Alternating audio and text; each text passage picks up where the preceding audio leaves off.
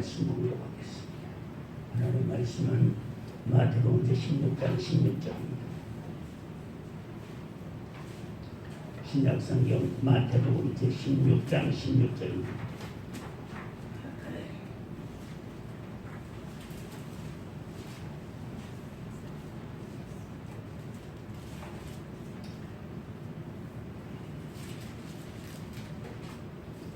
다 찾으신 줄 알고 공독하겠습니다.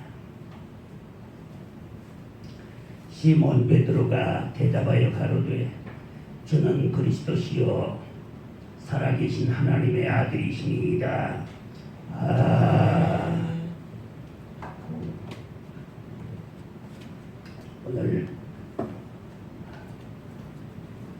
오늘 받고자 하는 말씀의 제목은 교회는 이런 곳입니다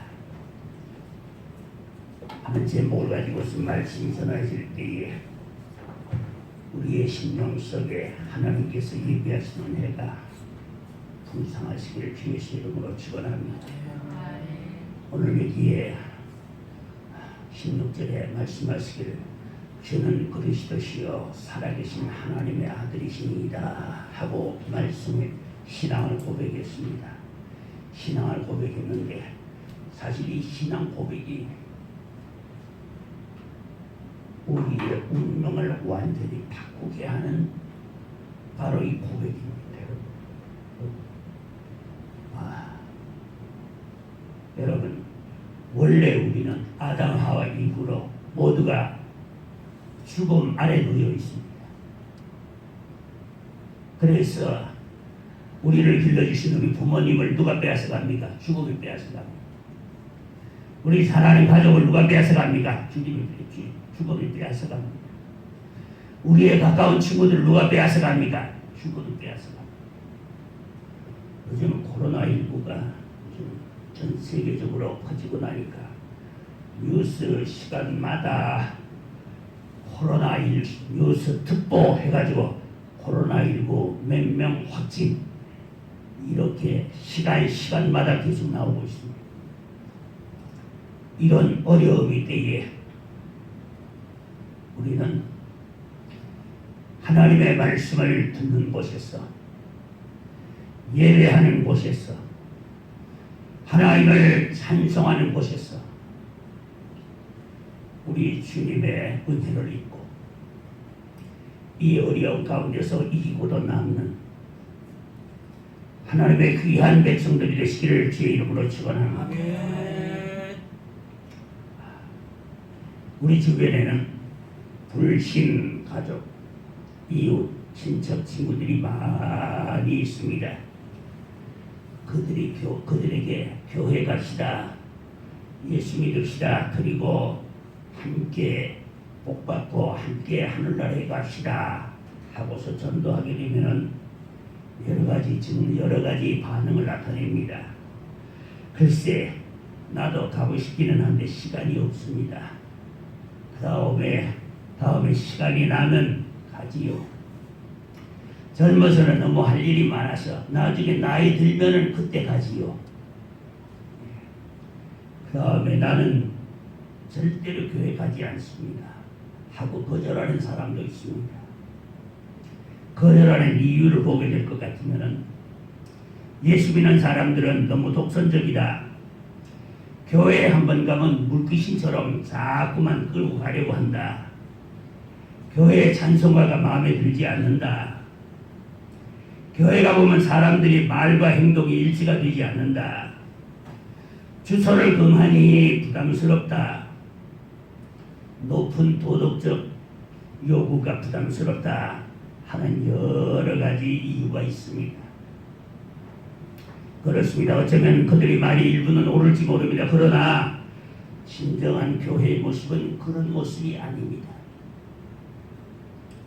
교회는 주님께서 피 흘려 세우신 주님의 피값으로 세우신 곳이고 주님께서 견고하게 하시며 주님께서 보호하시며 장차 천국에 들어갈 천국 백성들을 훈련하는 곳입니다. 바꿔 말합니다. 우리 주님께서 이 땅에 오셔서 남기신 유물이 오직 하나뿐입니다. 바로 교회입니다. 주님께서는 그 이외에 아무것도 남기지 않으셨습니다. 심지어는 주님이 언제 태어나셨는지도 정확히 알지 못합니다. 주님이 태어나신 것을 성경적으로 가만히 상고해 보게 되면은 아마 이른 봄 언제쯤 되지 않겠나 그런 생각이 듭니다. 그런데 주님께서 이렇게 일체에 아무것도 남기지 않으시고 오직 교회 하나만을 남기신 이유는 왜냐? 주님께서 그것을 남겨놓고 나면 그것을 우상을 삼기 때문에. 그렇지 않아도 주님의 수위가 발견이 됐다 그래가지고서 교황청에서 그것을 보관을 하고 그 다음에 또 거기에서 사진을 찍어가지고서 그 수위에 새겨져 가지고 있는 사람의 얼굴과 그 핏자국을 이제 사진으로 찍어 가지고서 그것을 내보내고, 그리고 그 수위가 예수님이 입고 계시던 중을 입고 돌아가셨던 바로 그 수위라고 말합니다. 보화처럼 보관하고 있습니다. 보십시오. 주님께서 뭔가를 남겼더라면 그것이 우상이 될 것입니다. 레오나르도 다빈치가 예수님의 그림을 그리는데 최후의 만찬이라는 그림을 그리면서 아주 정성을 다해서 그림을 그렸습니다. 그림을 그려놓고 보니까 대단히 만족스럽습니다. 그래서 그의 친구를 불렀습니다. 그의 친구를 불러가지고 여보게, 내가 그린 이 최후의 만찬 예수님에 관한 이 그림이 어떤가 한번 보게 하고 불러서 보여줬더니 그 친구가 그림을 가만히 보더니만 참 그림 잘 됐네.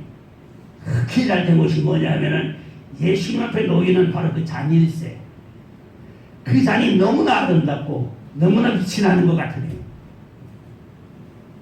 그래서 레오나르도 다빈치는 그 그림을 지워버리고 다시 그림을 그렸습니다. 그 그림을 그릴 때 앞에 잔을 지난번보다 못하게 그렸습니다. 예수님에 대해서는 예수님만이 영광을 받으셔야지,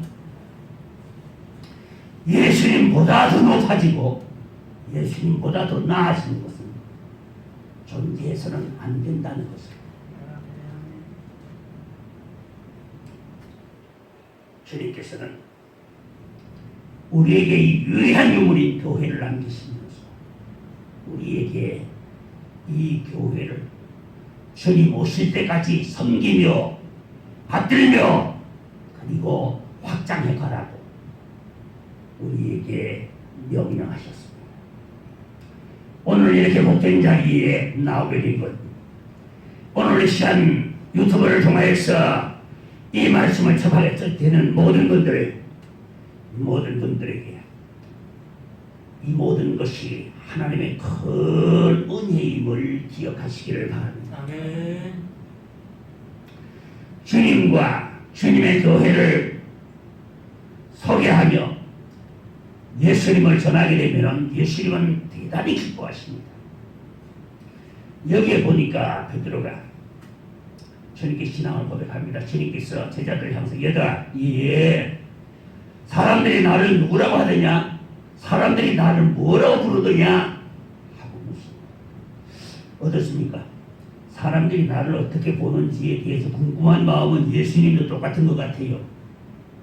특히 우리 중국, 우리나라, 일본 이 문화권 안에 있는 사람들은 원래 남에 대해서 대단히 민감합니다.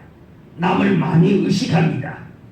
그러다 보니까 다른 나라에서는 그렇게 찾아보기 힘든 울화병이라는 병 아시지요?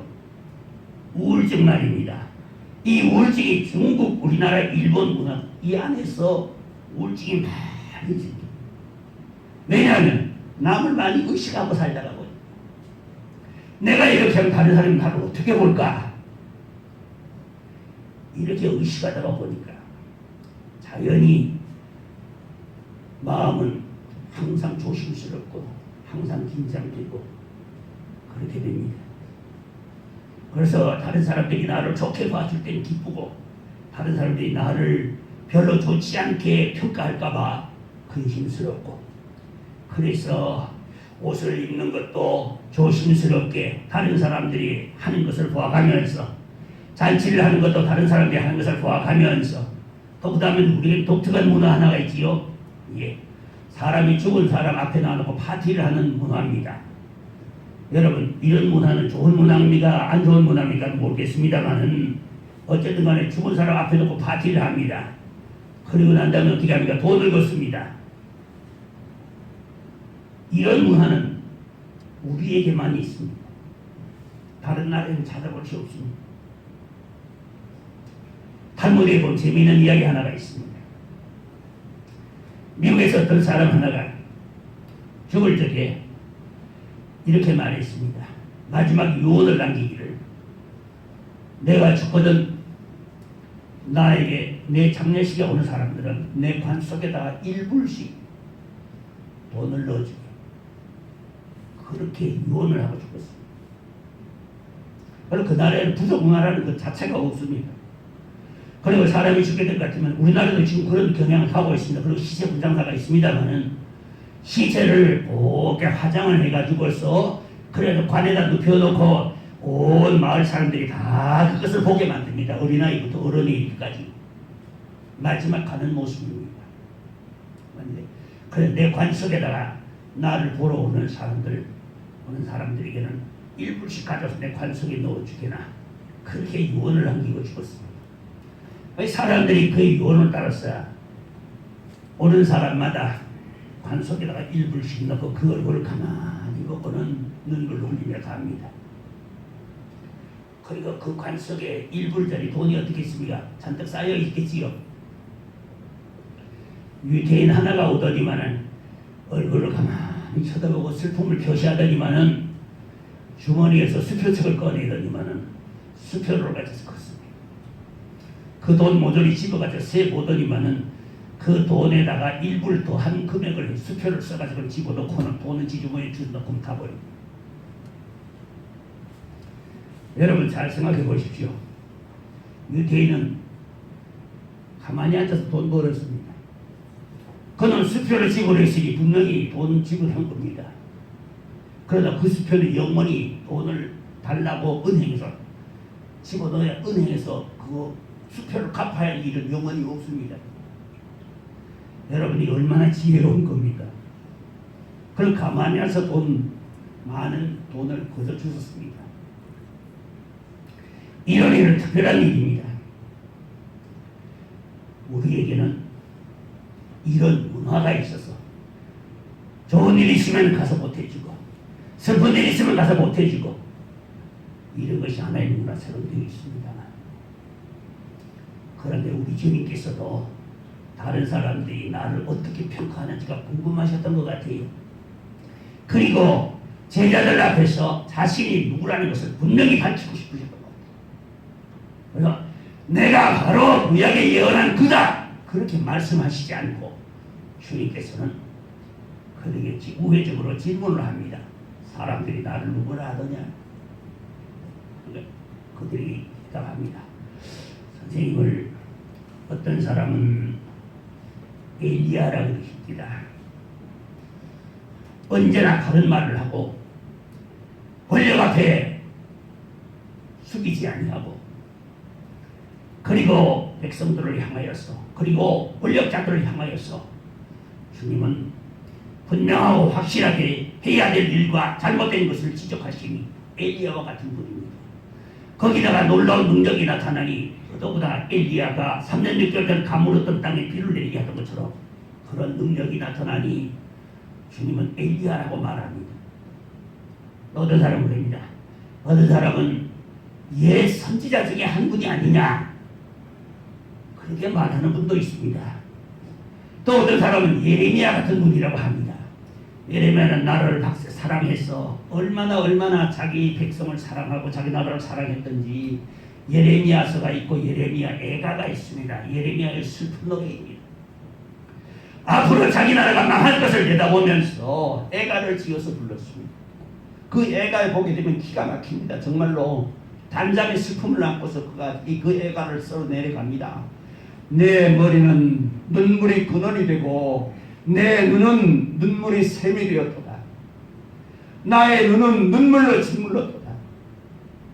예루살렘 거리를 헤매면서 이스라엘 백성들아, 악에서 돌아서지 아니하면은 하나님의 무서운 심판이 임하는데 바빌론이 쳐들어와서 너희들 모조리 죽이고 포로로 잡아갈 것이다.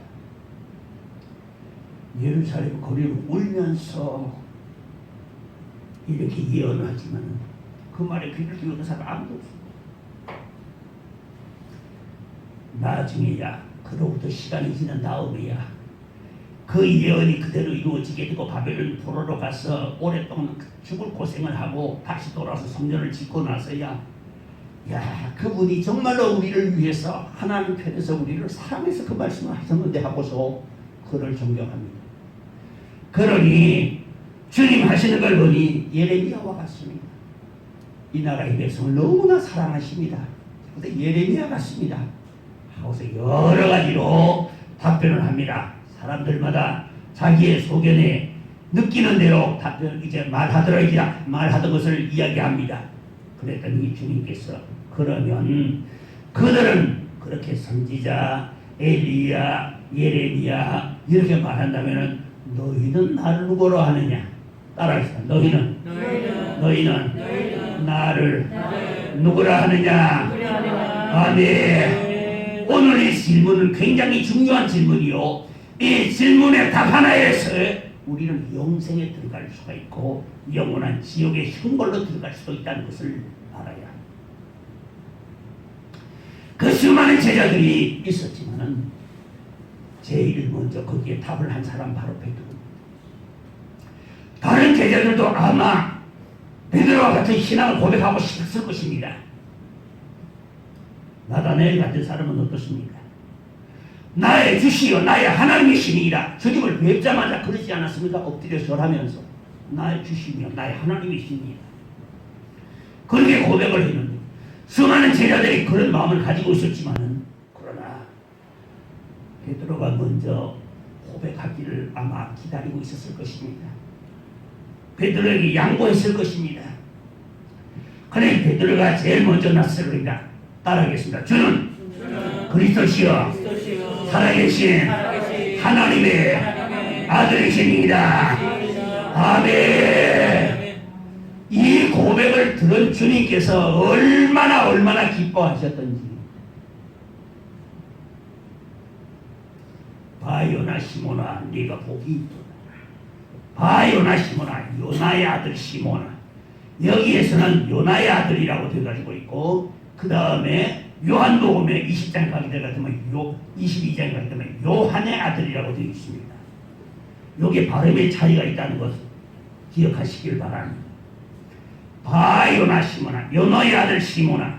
그러니까 이 성경에 기록된 것이 주님이 돌아가시고 난 후에 적어도 30년 이상 지나서 이 성경에 기록됐기 때문에 희미한 기억을 더듬어 가지고 쓰다가 보니까 이런 사고 차이가, 발음의 차이가 난다는 것을 우리 참고하시면 되겠습니다.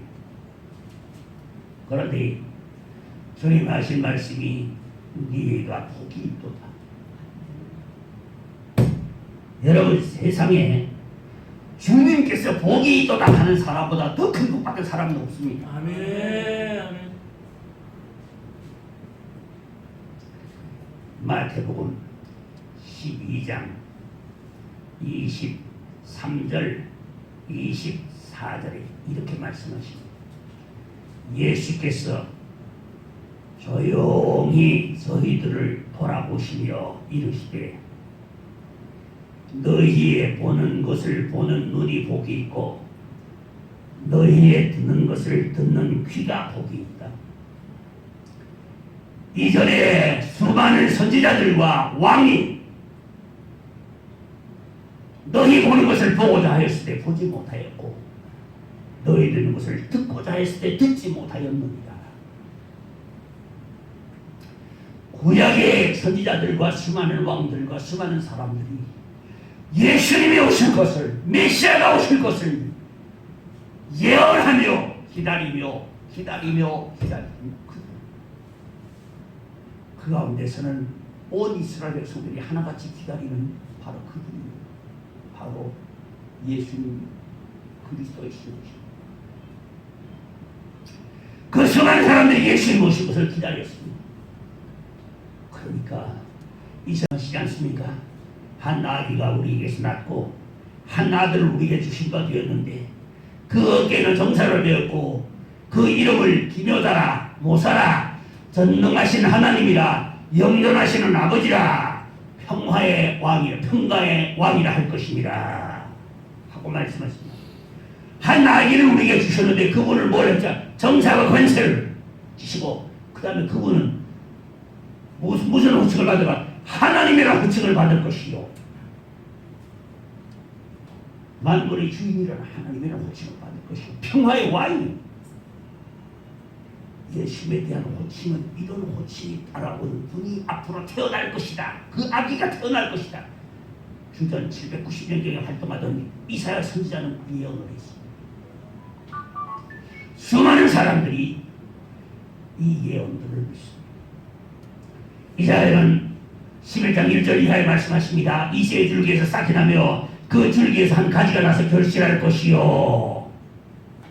그 다음에 지혜와 총명의 신이요 모래아까 재능의 신이요 지식과 여호와를 경외하는 신이 그 위에 강림하시리니 저가 여호와를 경외함으로 즐거움을 삼을 것이며 이 말씀을 무엇을 말씀하시냐 메시아가 어느 가문에서 태어날 것을 말씀하십니다. 이새의 줄기에서 싹이 나며 누굽니까? 다윗의 아버지가 이새 아닙니까? 다윗의 가문에서 예수님이 태어날 것을 말씀하십니다. 이렇게 예언하면서 메시아가 오길 기다렸습니다. 그날에는 소경의 눈이 밝을 것이며 벙어리의 혀가 노래할 것이며 저는 자가 사소같이 뛸 것이며 이런 놀라운 축복이 이사야에서 말합니다. 대저 내가 가라앉아 이사야에서 44장 3절에 말씀하십니다. 대저 내가 가라앉아게 물을 치면 마른 땅에 시내가 흐르게 하리니 내가 나의 신을 내 자손에게 나의 복을 너희 후손에게 내리리라. 성령 보내주실 것을 말씀하시고 있습니다. 그러니 성령이 오시면 세상이 어떻게 되겠느냐? 세상이 천국으로 바뀌지 않겠느냐? 메시아가 오시면 어떻게 되겠느냐? 메시아는 우리를 갖다가 우리나라가 세계 최강국으로 만들어 주시지 않겠느냐? 얼마나 메시아를 기다리고 있다. 그런 기다리다가 그들은 세상을 떠났습니다. 그런데 갈릴리 어부들 앞에 이분이 나타나셨습니다. 할렐루야. 그러니 기쁠 수밖에. 그러니까 너희의 보는 것을 보는 눈이 복이 있고 너희의 듣는 것을 듣는 귀가 복이 있다고 주님께서 말씀하신 것입니다. 요나의 아들 시몬아 네가 복이 있도다. 그렇습니다. 오늘 이 세상에 제일 큰 복을 받은 사람이 누구냐 하면은 만복의 근원이신 하나님을 아버지로 모신 사람이 제일 큰 복을 받은 사람. 예수님을 그 하나님의 아들로 고백하는 사람이 제일 큰 복을 받은 사람. 그 예수님께서 말씀하십니다. 너는 앞으로 이름을 베드로라고 부르지 말고 넌 앞으로 이름을 시몬이라 부르지 말고 베드로라고 부르라. 베드로라는 반석이라는 뜻입니다. 반석이란 말은 우리말로 말하면 안반입니다. 큰 바위를 말합니다. 여러분 베드로가 얼마나 주님 보시기에 믿음직스러웠으면 이름을 반석이라고 고쳐주셨어요. 여러분 우리 사람 부를 적에 보통 어떻습니까? 친한 사이끼리 별명을 곧잘 부르지요. 그 사람의 특성에 따라서 그 사람의 성격에 따라서 그 사람의 행동하는 것을 보고서 그 사람에게 별명을 붙여가지고 부르지요. 그런데 옛날에 또 아호가 있었습니다. 애칭이 있었습니다. 그런데 우리 주님께서는 시몬에게 이름을 고쳐주시면서 너는 시몬이라 부르시고 앞으로 베드로라 부르라. 베드로는 반석이라는 뜻이에요. 얼마나 주님 보시기에 믿음직스러웠으면 그 이름을 반석이라고 붙여주셨겠습니까? 오늘날에 많은 분들이 설교를 하면서 베드로에 대해서 설교를 할 때 보면은 베드로는 무식한 자요 실수 많이 한 사람이요 그리고 별 볼 일 없는 갈릴리 어부요 별 볼 일 없는 고기잡이라고 고기잡이하는 고기잡이에서 살아가는 이렇게 보잘것없는 사람이라고 평가를 합니다. 그의 프로필을 봐도 뭐 두 줄도 쓸 게 없습니다. 그래서 무식하다고 말합니다. 실수 많이 해서 성질이 급하다고 말합니다. 맞습니다. 그들의 말이 틀리지 않습니다. 맞습니다만은 그러나 사람의 보기엔 그렇게 보일지라도 주님 보실 적에는 그가 얼마나 믿음직스러웠던지 그렇게 베드로라는 이름을 반석이라는 이름을 붙여주었습니다. 그런데 어떻습니까? 사람이 보는 것과 하나님 보시는 것은 다르지요. 신앙이란 하나님의 관점에서 봐야 한다. 아멘. 그 베드로를 향해서 말씀, 베드로라, 내가 이 베드로라고 하는 반석 위에 내 교회를 세우리니. 주님이 교회를 세울 것을 베드로에게 뜻을 보여주십니다. 너는 교회를 세우라. 내가 이 교회에 의해 음부의 권세가 이기지 못하게 하리라. 여기 음부라고 하는 말은 어떤 말이냐면 지옥을 말합니다. 지옥의 권세가 이기지 못하리라. 여러분, 이 세상에서 지옥의 권세를 이기는 사람은 아무도 없습니다. 바꿔 말합니다. 이 세상에서 죽음을 이기는 사람은 아무도 없습니다. 죽음에는 두 가지가 있다 하대요. 장군의 죽음이 있고 병졸의 죽음이 있다 하대요. 장군은 죽음에서는 의연하게 죽습니다. 괜찮아, 할만해. 나 먼저 갈 테니까 자네들 뒤에 오게. 이렇게 대담하게 의연하게 죽음을 받아들이는 사람이 있습니다. 여러분, 참고로 옛날에 박정희 대통령 아시지요? 공정동에서 김재규 중정보 부장, 중정보 부장 그 권총에 그가 총을 맞았고 총에 맞았잖아요. 그때 그 경호실장이라는 차지척이는 비무장으로 갔습니다. 그 차지척이는 그건 저 책임을 져야 합니다. 대통령을 저거 하는 그 저거 말입니다. 호위하는 비서 그리고 경호원이 경호실장이 세상에 무장을 안 하고 대통령하고 같이 앉았습니다. 김재규는 중정부장인데 권총을 속에다가 실탄 장진해가지고 주머니에 넣어가지고 왔습니다. 와서 권총 빼가지고 대통령을 향해 심장에서 쏘았습니다. 권총을 쏘자마자 나위가 날 거 아닙니까? 그 자리에 발칵 뒤집어질 거 아닙니까? 전부 도망가느라고 정신이 없습니다. 그가 몇 발 쏘고 그리고는 그 자리에서 붙잡힙니다. 그 자리에 있던 여성 하나입니다. 말에 의하면 심수봉 씨라고 말합니다만 박정희 대통령이 심수봉 씨를 참 좋아했다 하대요. 그 노래를 굉장히 사랑했다 하대요. 근데 그 여인이 대통령 카카 하면서 붙으니까 남기나 난 괜찮아. 마지막 남긴 말이다. 난 괜찮아 하고는 숨을 끊었어. 이게 장군의 죽음. 병졸의 죽음을 얻으냐? 죽기 싫어서 부들부들 떨면서 나 좀 살려줘봐. 누가 제발 나 좀 살려줘봐. 여러분들 죽으면 어떤 죽음을 죽게 될지 생각해 보시기 바랍니다. 나는 장군의 죽음을 죽을 것이냐 아니면 병졸의 죽음을 죽을 것이냐. 그러나 저러나 죽기는 마찬가지입니다. 죽음을 정복하고 이길 사람은 세상에 아무도 없습니다.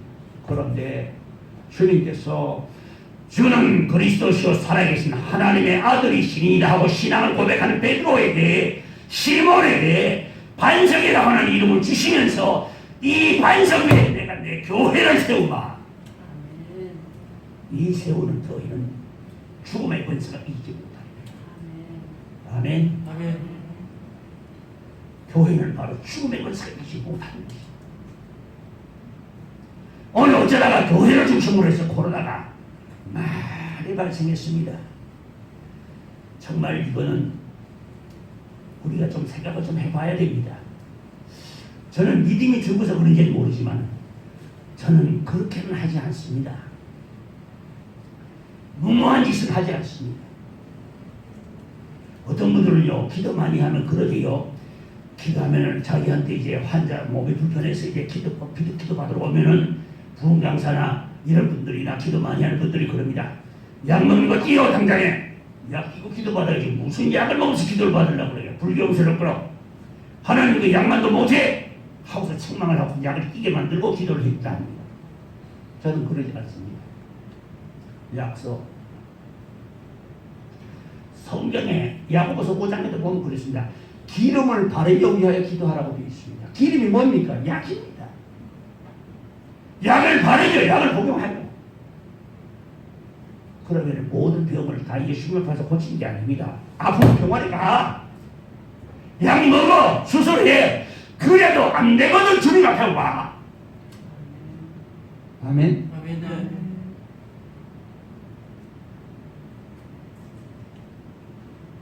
그러니까 코로나19가 교회에서 이렇게 퍼져나가는 이유는 아마 이건 제 생각입니다만은 아마 그분들이 아마 믿음이 베드로보다 더 좋아하는 것 같아.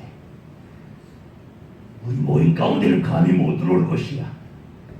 쟤까지 코로나19, 쟤까지 이게 어디라고 감히 하나님이 못 계시는 이 모임 가운데 들어온단 말이냐? 아마 하고서 담대하게 모여서 성경 공부도 하고 소모임을 가진 줄로 압니다. 그런데 그 담대함이 화가 돼가지고 거기서 코로나 확진자들이 수두룩하게 나와서 신천지보다 교회가 욕을 더 먹고 있습니다. 제가 전도를 하니까 목사님 예수님과 천국까지 가야지. 목사님 어디 가서 예수 믿는 소리 하지 마시고. 예수 믿는 사람들이 욕을 지금 얼마나 먹는지 압니까? 교회가 욕을 지금 얼마나 먹는지 압니까? 내 주변의 사람들이 나를 보고 한결같이 교회라는 것은 좋은 곳이고 예수 믿는 사람들은 좋은 사람들이라는 인식을 나를 통해서 나를 보는 사람들이 그렇게 인식돼 가지고 있습니다.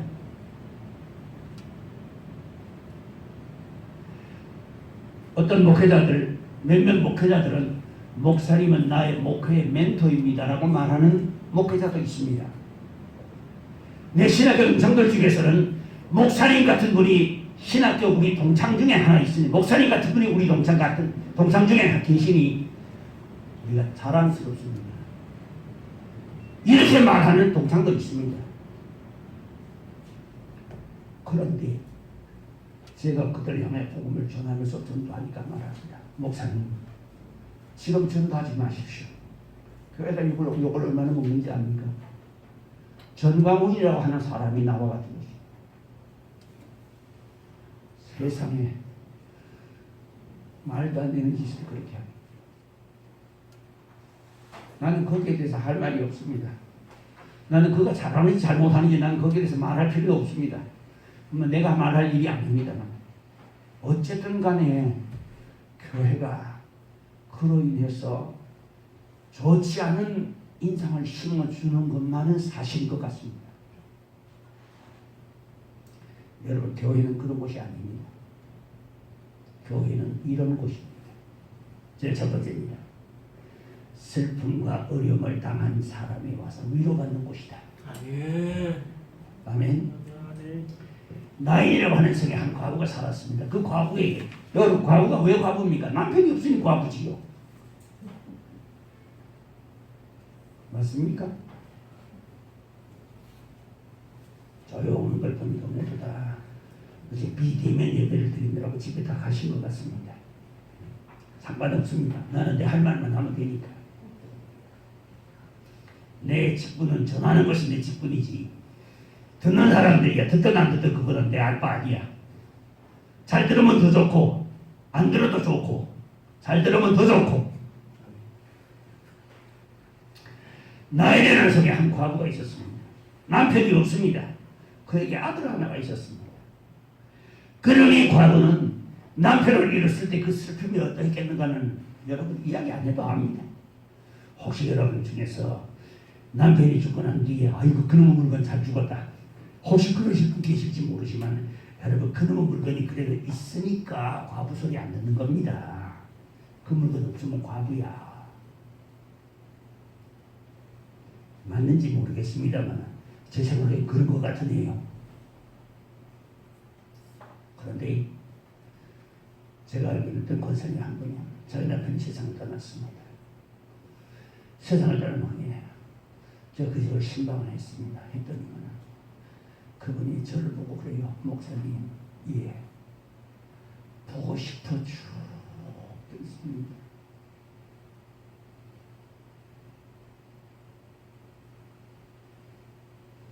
그 마음을 누가 알겠습니까? 그 마음을 누가 알겠습니까? 일평생을 함께 살아오던 그걸 세상을 떠나 그 교회 목사님이 또 와서 설교를 하는데 기가 막힌 설교를 또 했어요. 신방 와가지고서 설교를 뭐라고 했느냐면은 집사님이 지금 우리와 함께 여기 앉아서 예배를 드리고 있습니다. 세상에 난 그 무슨 놈의 설교를 그렇게 했는지 난 모르겠어.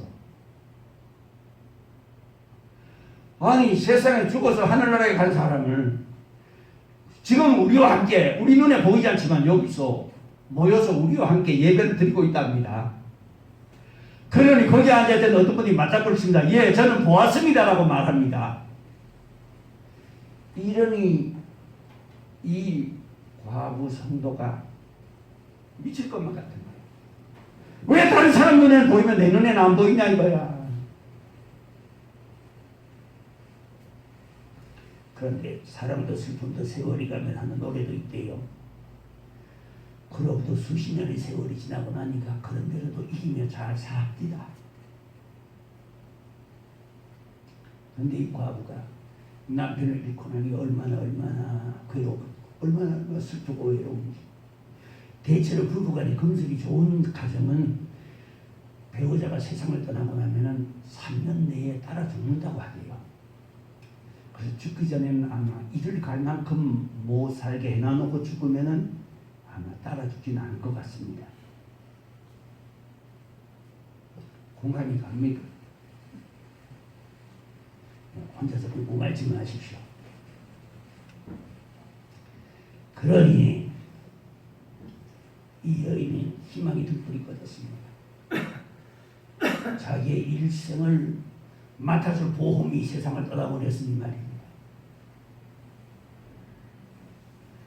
어떤 친구는 맏아들로 태어나가지고 부모님을 일찍 여의고 맏아들로 태어나가지고서 밑에 줄줄이 있는 동생들 시중 들고 뒷바라지 해주느라고 결혼도 미처 못해서 그래가지고 막내까지 다 해가지고 결혼까지 다 시켜주고 나니 이제 자기도 결혼을 해야 되겠거든.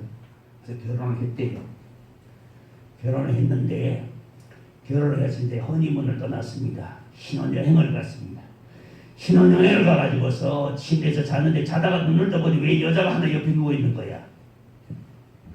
누워있는데 그 여자를 보는 순간 무슨 생각이 드느냐 하면은 내 동생들은 내가 보살펴서 다 보냈는데 이 여자는 내가 평생 죽을 때까지 보살펴야 할 여자다 싶으니까 짐이 얼마나 되는지 신혼여행이고 뭐고 정신이 하나도 없더래.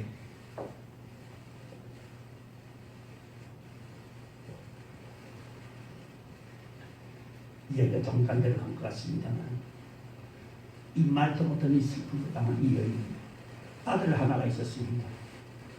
남편을 잃었지만은 그 남편의 모습을 닮은 그 아들을 바라보면서 남편을 그리면서 그에게 자기의 모든 미래를 걸고서 그를 사랑하며 그를 돌봤을 것입니다. 길렀을 것입니다. 그것이 무슨 질병인지도 모르게 세상을 떠났습니다.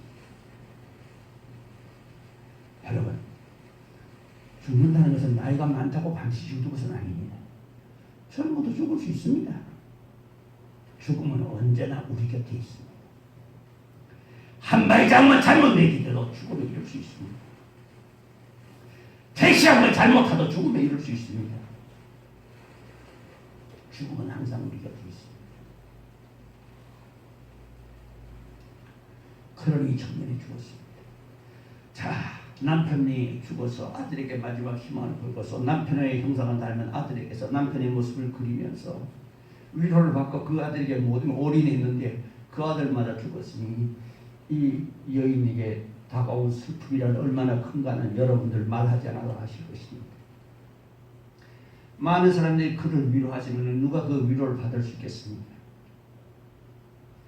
그 아들이 시체를 메고 관을 메고서는 공동묘지로 갑니다. 가는데 맞은편에서 마침 주님께서 제자들을 데리고 오시다가 그 공동묘를 향하는 상여와 만났습니다. 그 뒤에 슬피 울며 따라오는 과부를 보신 우리 주님, 관을 메고 가던 그 관을 붙듭니다. 손에 관을 붙더니 어떻게 됩니까? 사람들이 무슨 사람인지 모르겠는데 누군지는 잘 모르겠는데 하여튼 관을 이렇게 딱 붙더니 메고 가던 사람들이 자리를 멈춥니다. 가던 걸음을 멈춥니다. 멈추니까 주님께서 뭐라고 하시냐? 나지막하지만 힘 있는 소리를 말합니다. 청년아, 내가 너에게 명한다. 일어나라! 이 한마디, 공동묘지를 가던 시체가 벌떡 일어났습니다. 할렐루야. 단장의 슬픔을 안고서 통곡하던 이 여인의 슬픔이 순식간에 눈 녹듯이 사라져버렸습니다. 할렐루야. 초상집이 변해서 잔치집이 되었습니다. 교회는 이런 곳입니다. 아멘. 두 번째입니다. 교회는 평화를 얻는 곳입니다. 마태복음 11장 29절의 말씀입니다. 수고하고 무거운 짐진 자들아 다 내게로 오라, 내가 너희를 쉬리라. 여러분, 이 세상 살면서 짐 안 진 사람이 있습니까? 없습니까? 없습니다. 온갖 종류의 짐 다 짊어지고 있지요. 아멘. 자는 동안 잊어버렸다가 깨고 나면 또 시작입니다. 제일 먼저 눈 뜨면 아이고 오늘 코로나 몇 명이나 확진이 되려는지, 앞으로 이 세상이 어떻게 되려는지, 아마 앞으로 중국처럼 우리도 그렇게 경제를 반등할 수 있으면 좋겠는데 중국은 공산주의요 일당 독재이기 때문에 코로나19의 병의 위험성을 제일 먼저 알린 의사는 죽음을 당했습니다. 없애버렸습니다. 그래서 코로나는 이렇게 퍼졌습니다. 그런데 중국이 제일 먼저 어떻게 했습니까? 코로나에서 완전히 깨끗해지고 그리고 정상적 경제활동 하고 있지 않습니까? 우리도 그렇게 되면 얼마나 좋겠습니까? 우리는 좀 대통령이 너무 관대한 것 같아요. 8.15 집회 같은 거 하면은 이래 될 줄 몰랐습니까? 대통령이 잘합니다. 박명진도 참 잘합니다. 세계에서 부러워할 만큼 잘합니다. 하는데 이런 거는 진작에 막았어야 되는 거 아닌가 그런 생각이 드는데 이건 저희 좁은 소견인지는 모르겠습니다만 그래서 이분들이 용기를 더 내가지고서 자기네가 모였다고 그 코로나가 전국에 확산이 되니까 아마 용기가 나는지 모르겠습니다만 대천절날 또 모인다고 하대요. 이런 짐을 짊어지고 여러분들 다 근심하고 있습니다. 앞으로 어떤 세상이 올고 금은 계속해서 공행이 나고 있습니다. 하루에 2%씩 뛰고 있습니다. 여러분 하루에 2%가 별거 아닌 것 같지요? 어마어마한 겁니다. 1억을 1년 내에 넣어놓으면 이자가 얼마 나오느냐 하면요. 저축은행에서 180만 원 나옵니다. 1억을 1년 넣어놓으면 세금 안 낀 금액에 180만 원 나옵니다. 이자가. 그런데 금은 1억을 가지고 있으면 하루에 2%, 하루에 200만 원이 떨어집니다. 여러분 한번 상상해 보십시오. 금은 연일 공무행진하고 있습니다. 금이 공무행진하는 이유는 왜입니까? 인플레 때문입니다. 한국은 이 정제가 가볍게 입을 열었습니다. 앞으로는 돈을 무제한으로 집어내겠다. 그게 남은 나라의 이야기가 아닙니다. 우리의 이야기요. 우리 주머니에 가지고 있는 화폐의 이야기입니다. 그 가치가 앞으로는 어떻게 되느냐. 휴지쪽처럼 변할지도 모른다 그 말입니다. 비록 그렇게 될지라도 그 책임을 맡은 사람이 그렇게 가볍게 입을 열어서는 안 됩니다. 그런데 거기에 대해 책임을 져야 합니다.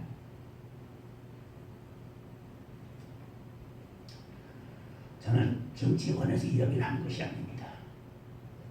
앞으로 이 땅에 들어올 경제적인 어려움, 너무나 불보듯이 뻔한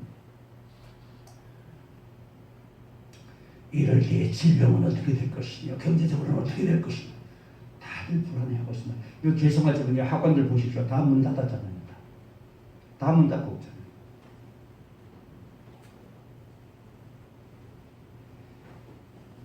이럴 때 우리의 걱정은 적지 않을 줄 압니다. 그런데 우리 주님 앞에 이 걱정과 근심과 짐을 가지고 나옵니다. 다 내게로 오라. 내가 너희를 쉬게 하라. 아멘. 우리의 어떤 무거움과 고통도 주님 앞에 가지고 나오면 주님은 그것을 벗겨주십니다. 풀어주시는 거예요. 아멘. 세 번째로 교회는 보호받는 곳입니다. 사무엘상 19장에 나온 이야기입니다. 주전 1030년경에 사울이라는 하나님 이스라엘 왕이 있었습니다. 다윗과의 이야기입니다. 다윗이 목숨을 걸고 나라를 위기에서 건지고 나니까 왕이 상을 준 것이 아니라 사울이 시기심이 발동해가지고서 왕이 뺏길까 봐서 집요하게 따라다니며 죽이려고 합니다. 다윗이 도망가다가 갈 데가 없어 나중에 어디로 가느냐? 사무엘이 거하는 라마 지방의 나요시라는 곳 성으로 도망갔습니다. 그러니까 거기에서 어떤 사람이 와서 왕한테 고합니다. 당신이 죽이려던 다윗 그 녀석이 저기 라마 나요시 사무엘사 거하는 성에 삽니다. 그러니까 그래 고맙다. 너 앞으로 내가 잡아오고 난 다음에 네가 그 사실이 없고 잡아오고 나면은 너에게 내가 큰 상을 내려주마. 그리고 군대를 보냈습니다.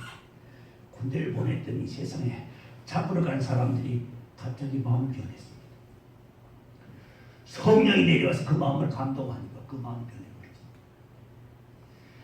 다윗을 만나면 잡으려고 하고 끌고 가려고 했는데 그 마음에 기쁨이 충만하고 평화가 충만했지만 하나님을 찬양하면서 기뻐합니다.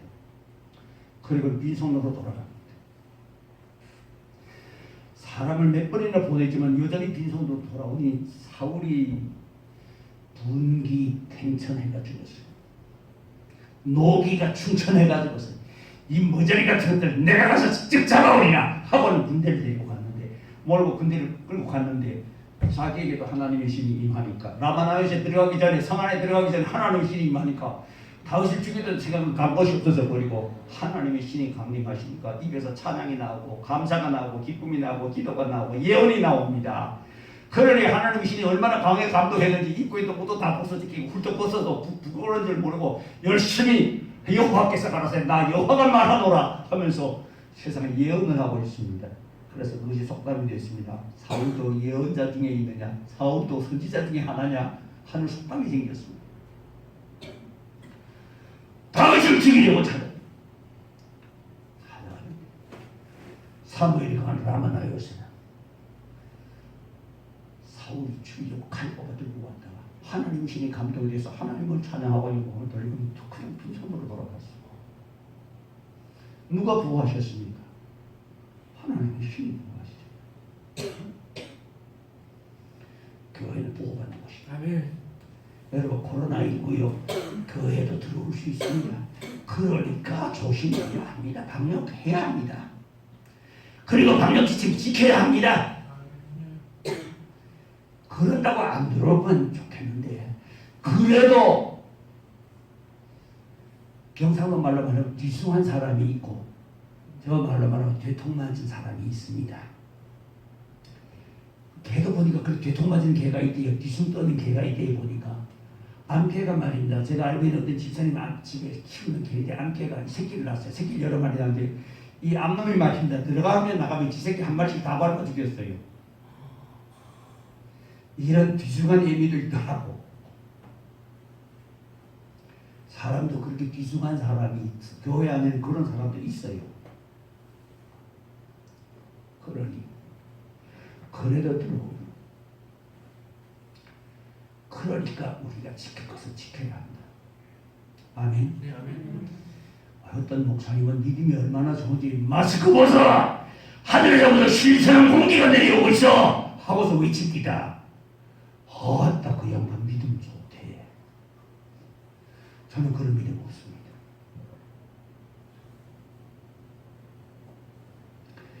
교회에 들어올 수 있습니다. 그러나 분명한 것은 이길 수 있는 힘을 하나님이 주십니다. 이기고 남겠네. 아멘.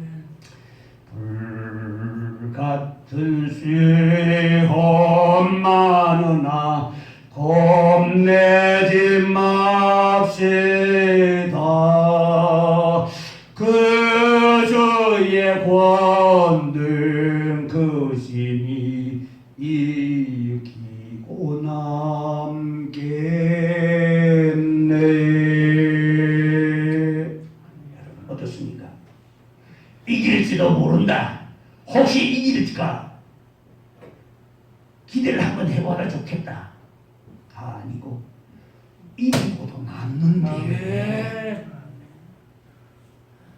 500명의 기적을 베풀 적에 굶주린 무리 배고픈 그 5,000명의 사람들 남자 성인 남자의 숫자만 계산하니까 거기 아이와 여성들까지 계산하면 수만 명입니다. 그들을 향해서 주님께서 어떻게 하셨습니까? 배고픈 그들을 향해서 물고기 2마리에 보리떡 5개를 가지고서 그들에게 나눠주시는데 어떻게 됐습니까? 다 허기만 간신히 면했더라가 아니고 간신히 냄새만 맡았다라가 아니고 다 배부르게 먹고 남은 조각을 거두니 12공주이었더라. 하나님의 은혜는 이렇게 풍성합니다. 넘칩니다. 아멘. 이기고 남을 줄을 믿으세요. 아멘. 마지막으로 하나는 더 합니다. 내가 6번까지 가지고 나왔는데 6번까지 다 했다가는 아마 시간이 좀 많이 걸릴 것 같으니까 6번까지 그만하고 이제 하나만 더 하고 마치겠습니다. 교회는 변화받는 곳입니다. 죄인이 변하여 의인이 됩니다. 지옥갈 사람이 변하여 천국 백성이 됩니다. 흉한 몸이 변하여서 선량한 시민으로 바뀝니다. 어떤 분은 그런 말을 했습니다. 안창호 선생님이 그런 말씀하신 줄 압니다. 형무소 10개 세우는 것보다 교회 하나 세우는 것이 낫다. 교도소 10개를 세우고 거기 들었잖아. 사람 변화되는 사람은. 그러나 아무리 흉한 몸이라도 복음을 받아들이면 안 변합니다.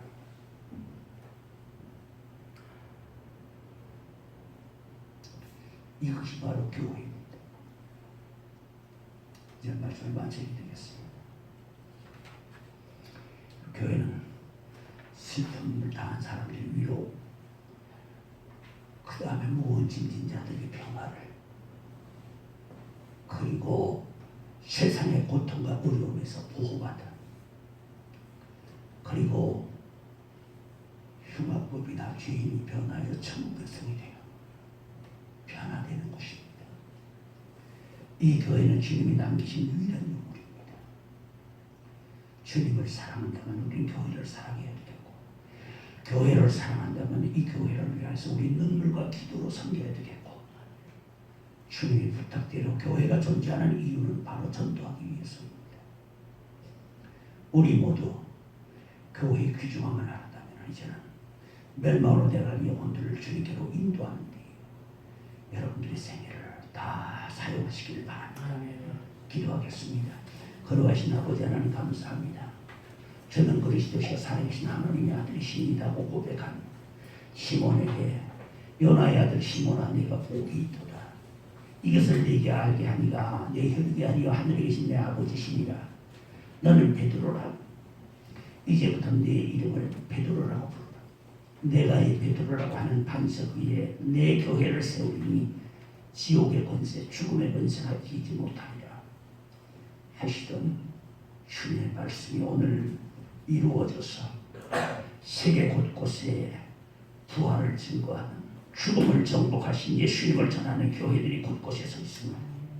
거룩하신 주님, 오늘날 교회에서 여러 가지 잡음도 많이 있습니다. 사람들이 있는 곳이라 그런 잡음이 없을 수 없을 줄 압니다. 그러나 우리 주님은 여전히 변함이 없이 우리를 지켜주십니다. 우리를 위로해 주십니다. 우리에게 평화를 주십니다. 우리를 보호해 주십니다. 우리를 인도해 주십니다. 우리를 변화시켜 주십니다.